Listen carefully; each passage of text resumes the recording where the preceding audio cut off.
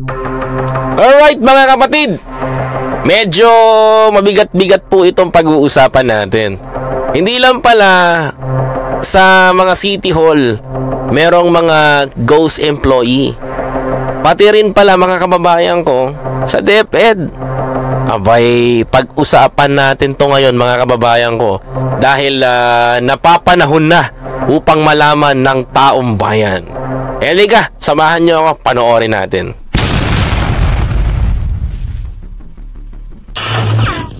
Kino-question ngayon sa Senado kung saan napunta ang mahigit 200 milyong pisong pang-tuition sa private school na ipinamahagi ng DepEd. Uy, balitang-balita to dati ah. Naaalala nyo ba yung voucher na binibigay ng Department of Education sa mga magtatapos na mag-aaral? Actually, yung kapatid ko nakatanggap niyan mga kababayan ko ng voucher, no? Mag-i-enroll lang siya sa private school, tapos makakatanggap siya ng voucher na tuition. Mga kababayan, ayan po yun ha, totoo po ito. Tapos mga kababayan ko, ito po ang siste ngayon. Aba naman ha. Ba't meron na tayong ghost student ngayon? Mukhang umaasenso ah. Pagkatapos sumablay ng 650, nakalusot yung 125 in 11 days. Ghost student naman ngayon. Mukhang mukhang diba? Tuloy natin. Idineklara kasing undocumented ang halos 20,000 estudyanteng binigyan niyan. Nakatutok si Mav Gonzales. Grabe ah. 20 ah. Mahigit sa marami to. Undocumented daw yung 20. So marami pa to. Tuloy.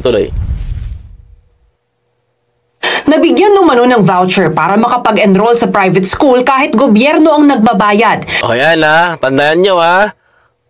Tandaan nyo to ha. Pero undocumented o hindi matunton ang mismong estudyante. Aabot sa halos 20,000 raw ang ganyang benepisyaryo ng Expanded Government Assistance to Students and Teachers in Private Education o e-GASPE program ng Department of Education. Ay, patay ka. Imaginein mo 200,000 tapos 20,000 ang cover ng government. How much yung nakulimbat nito? Kasi kung undocumented, that's too impossible. Malamang sa malamang mga kababayan ko, nakikita ko may mga umabuso dito. May mga gumarapal dito.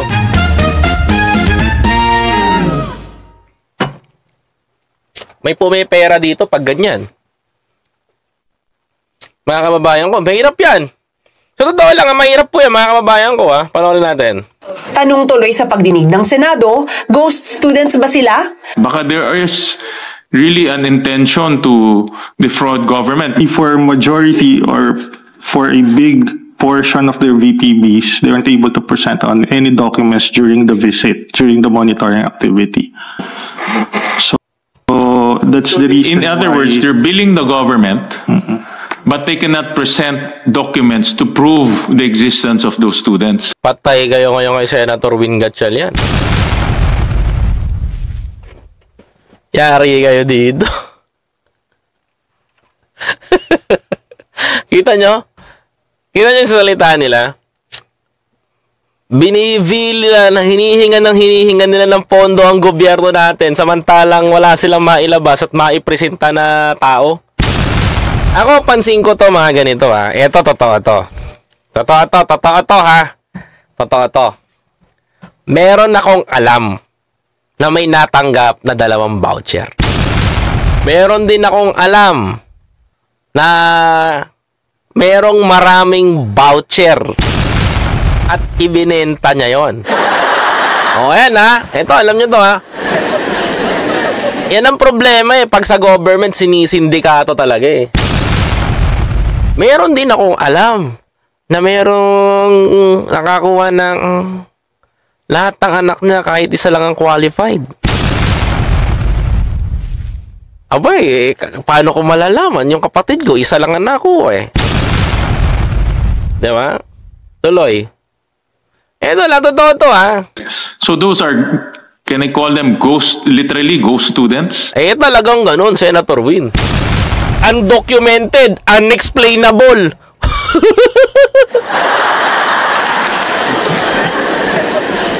Totoo, di ba? Anong tawag natin dun, mga kababayan? Di ba? Matagal na issue na yan. Si Senator Rapi Tulfo pa ang nagbulgar niyan. Di ba?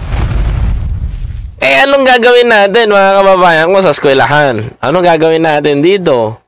Di ba? O imagine niyo may mga ganyan pa palang nangyayari ngayon na ini-echo natin. Not just only a 12K ghost beneficiary, it's 200,000 undocumented and unexplainable.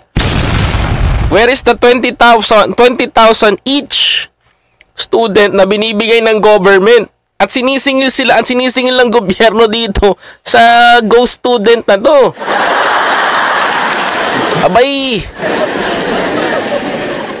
magtayo na rin tayo ng ghost school para sa mga ghost student.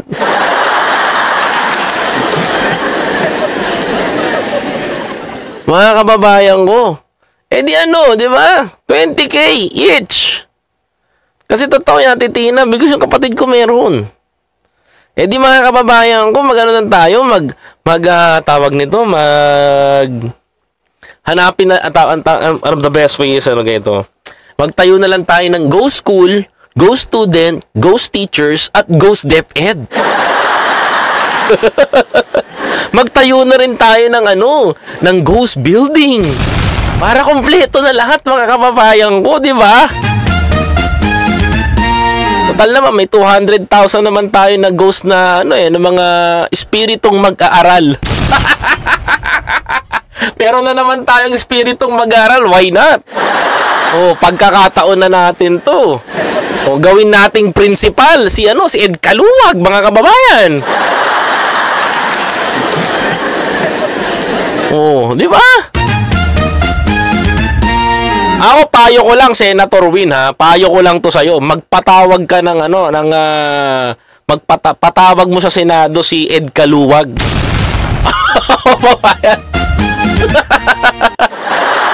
Dapat patawag ni Senator Win Gatchalian si Ed Caluwag. Tsaka si Joy Costura, mga kababayan ko. Kasi may mga ghost student po tayo sa DepEd ngayon.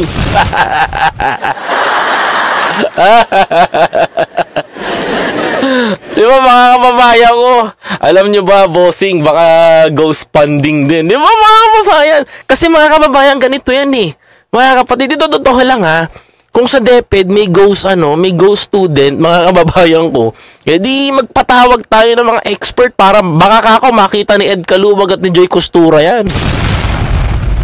O kaya, mga kababayan ko, di ba? Patawag natin yung mga espiritista sa Pilipinas, baka sila makakita ng yung 200,000 ghost student.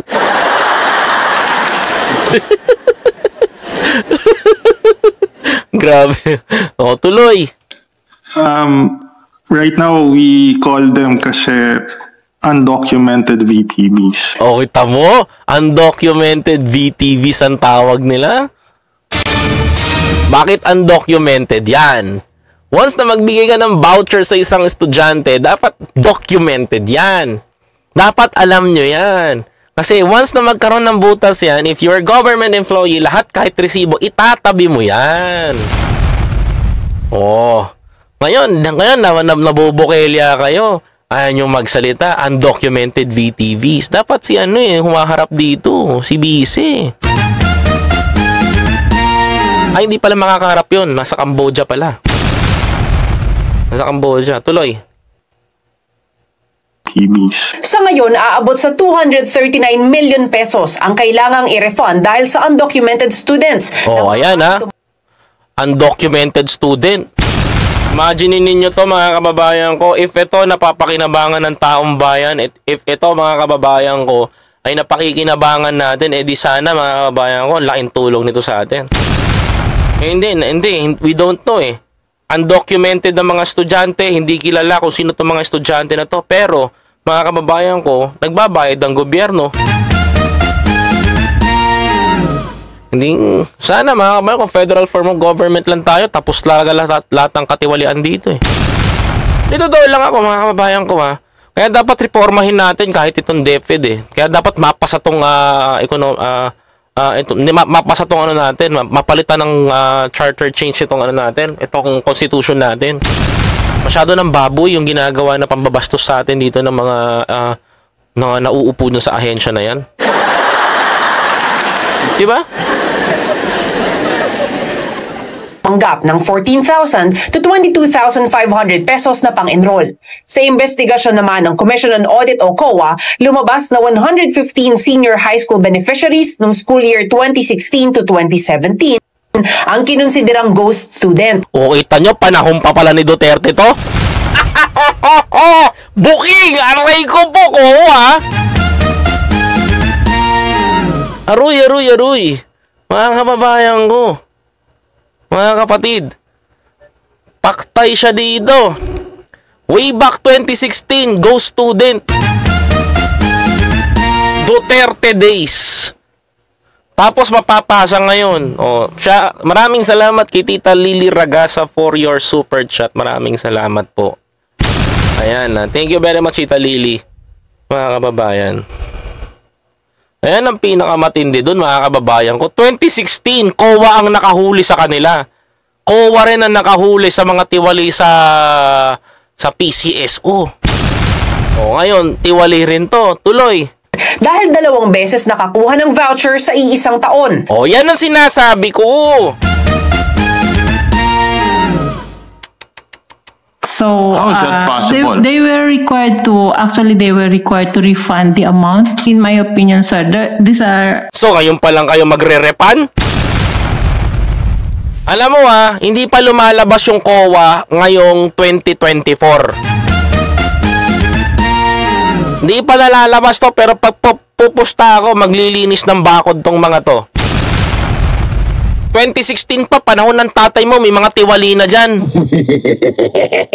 O, take note ninyo tandaan nyo yan. 2016, bukod sa 18 billion na kinurakot ng taga-PCSO during the Duterte administration, 2016 din nag-umpisa yung 16,000 mga kababayan ko na ghost student mga kababayan ko ng Duterte administration.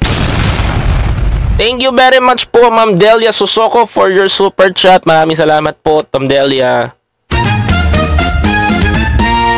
So, sa makatuwid mga kababayan ko, nauunawaan nyo na po yung punto ko dito, mga kapatid. 2016, mayroon na pong corruption during the Duterte administration. Mga kababayan ko, and right now, mga kababayan, hinahalukay po ngayon yung sinisingil nila na 236 something million na halaga dito sa government at hinahalukay po ito. Lipas na po yung 2016. Ang pinag-uusapan po natin ngayon, mga kababayan ko, yung DepEd. Tuloy. They are not good students, but rather there is an error in the monitoring or in the listing of the Shucks, palusot nyo sa amin sa taong bayan yan na gumagastos. Error monitoring. Anong trabaho nyo dyan? Ano to? Minamama nyo kami dito O ngayon, yung mga vlogger ng DDS, paliwanag nyo nga to sa taong bayan ngayon. 2016 pa lang, may kurakot na. Beneficiaries. Paliwanag ng Private Education Assistance Committee o PEAC, karamihan sa mga nagiging undocumented ay nakatanggap ng voucher kahit hindi naman kwalipikado. O, diba? Sabi ko sa inyo Kasi meron nga akong kilala dito sa amin, yung anak niya lang ang qualified pero 5 anak niya meron. Hindi ko napapangalanan. Diba? Yan yung sinasabi ko. Bakit? Kasi meron talamak talaga ang korupsyon. Nung panahon pa nila, until now. Ngayon, nabubukayo kayo ng COA. Tuloy. Aminado ang PEAC na maaaring may mga paaralang ginagawang negosyo ang programa. Aroy ko. Ano masasabi nyo dyan? Ginagawang negosyo ang programa. Sabihan ko kayo, di ba? May alam nga ako Sabi ko, di ba? O ngayon. Tuloy. Na inilunsad para pagaanin ang epekto ng lumulobong enrollment sa public school. That there are schools that are trying to game the voucher program. I've also received that reports also. But with regards to whether the school is kung sadya ba or hindi. Hindi sadya o hindi. Don't call him hindi sadya o hindi. Sabi ko nga sa iyo, yung isang pamilya nga, mga kababayan ko, yung anak niya lang ang qualified, yung 4 magkaroon. Di ba? Alam mo, sa tingin ko, ginagawa nila dyan, binibenta nila yan, pinagkakakitaan eh. Diba? Kaya nga nagtataka ako, mga kababayan ko eh. Nakakasama ng loob to ha. Sana maayos nila to. No, I think for some schools that have less than 10 or 1 out of 100 VPBs, I think this may be a mistake, an honest... This is not a mistake. Pucha, way back 2016 pa lang, meron na niya mistake na naman ngayon.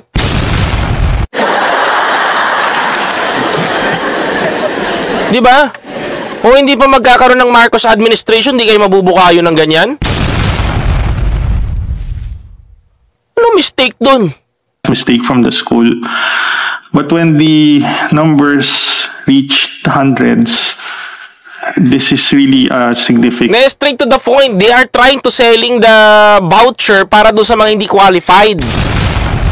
An issue. Some entrepreneur or very enterprising people will put up a school, get as many vouchers is a guaranteed income for them eh. Totoo!